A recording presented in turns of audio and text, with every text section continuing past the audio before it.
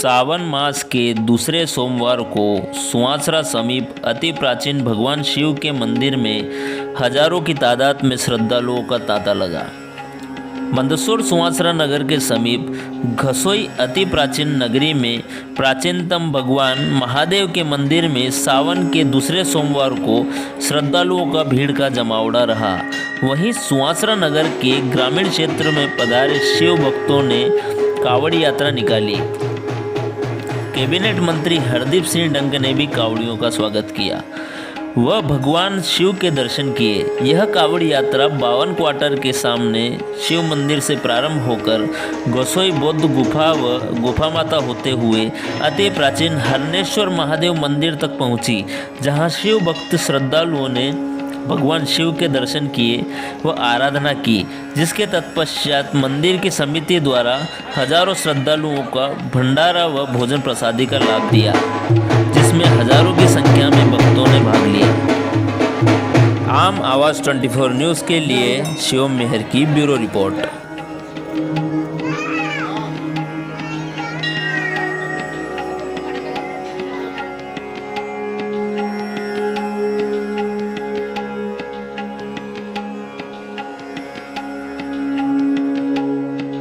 अद्भुत रहस्य है। कितना साल पुराना मंदिर है?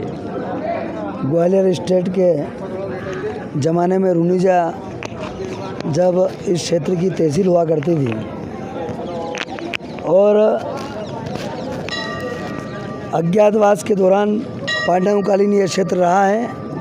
राजा गंधर्व सेन की इस नगरी में पांचों भाइयों ने पांडवों ने यहाँ पर अज्ञातवास निकाला था। यहाँ ऐसे सेम 5 शिवलिंग की स्थापना उन्होंने इस क्षेत्र में यहाँ करी थी, जिसका 4 जगह का हमें पूरी तरह अच्छी तरीके से पता है कि 4 जगह और शिवलिंग एक तो बिल्कुल सामने है, एक घसोई रोड पे है और एक पुरातत्व विभाग वाले जो सामने उमर का वृक्ष है इसमें था, जो वो ले जा चुके हैं। ऐसे इस प्रकार से 4 शिवलिंग का हमें पता है, बाकी 5वां आज भी रहस्यमय बना हुआ है।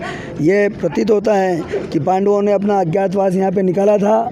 बाबा हरनेश्वर महादेव का यह चमत्कारिक स्थान राजा गंधर्व सेन की ये नगरी घसोई रही है। इसमें राजा गंधर्व सेन एक बार शिकार करने निकले, तब उनसे अनायास एक बाण ऐसा निकला कि वो हिरण इस कुंड में जाके गिरा और तब से इस कुंड का नाम हिरण्य कुंड है और इसका नाम हरनेश्वर महादेव हो गया कि यहाँ पर जो भी मन की भावनाएं लेकर आता है उसकी भावनाएं पूर्ण कर देता है। और मेरा अघोरी, मेरा बाबा भोलेनाथ महाकाल राजा, ये एक लोटा जल, और जैसा पूज्य पंडित प्रदीप मिश्रा जी कहते हैं कि एक लोटा जल सब समस्याओं का हल। और हमने आज के इस अभूतपूर्व आयोजन में, जिसमें हजारों की संख्या में सुवासरा से पैदल चलकर छोटे छोटे बच्चों ने अपने कंधे पर कावड़ उठाकर ये 30 वर्ष से अधिक का सफ़र कावड़ यात्रा अपना पूर्ण कर चुकी है। ये सब जितने भी धार्मिक श्रद्धालु हैं, जो माता और बहनें हैं, उनकी श्रद्धा का परिणाम है कि आज हजारों की संख्या में, चाहे बारिश हो, चाहे रास्ता उबड़ खाबड़ हो, कई जगह चिकनी मिट्टी आती है, फिसलने का डर रहता है, उसके बावजूद श्रद्धालुओं की श्रद्धा को ये सब बाधाएं रोक नहीं पाती है और श्रद्धालु इस यहाँ पर जगह पर यहाँ उपस्थित होते हैं और अपनी भोलेनाथ के श्री चरणों में अपनी हाजिरी भरते हैं। और मुझे ये कहते हुए बड़ी प्रसन्नता हो रही है कि मध्य प्रदेश शासन के काबीना मंत्री माननीय हरदीप सिंह डंग साहब ने सहृदयता के साथ इस पीढ़ी पर बड़ा श्रद्धाभाव रखा है। आज तक उन्होंने बहुत सहयोग किया है। पंडित प्रदीप मिश्रा जी की कथा के माध्यम से यहाँ पर शिखर का उद्यापन का कार्यक्रम वर्ष 2023 में माननीय मंत्री महोदय के सानिध्य में और बाबा हरनेश्वर महादेव मंदिर समिति के पेड़ी के तत्वाधान में वो संपादित होगा।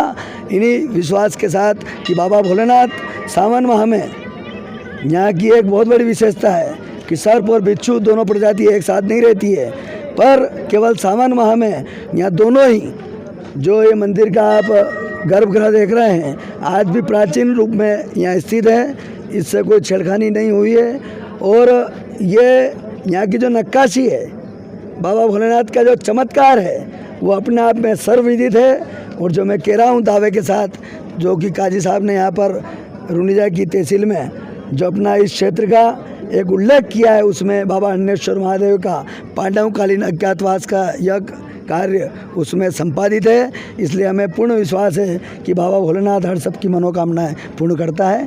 धन्यवाद। क्या शुभ नाम सर आपका? मेरा नाम राजेश गुप्ता, उसे प्यार से मुझे चच्चू भाई कहते हैं। और महादेव के मंदिर के बारे में क्या विशेषता है पूरा का? ये बहुत चमत्कारिक स्थान है। जो भी यहाँ आता है उसकी मनोकामना पूरी होती है। और करीब 25 साल से भी ज़्यादा हमको यहाँ हो गए आते हैं। और बहुत अच्छा चमत्कारिक स्थान है। लगभग कितने वर्ष पुराना? ये पांडव काल के टाइम का। पांडव काल से बना उसी में 5 शिवलिंग थे यहाँ पे। अभी ये है कि पहले इधर 3 और थे।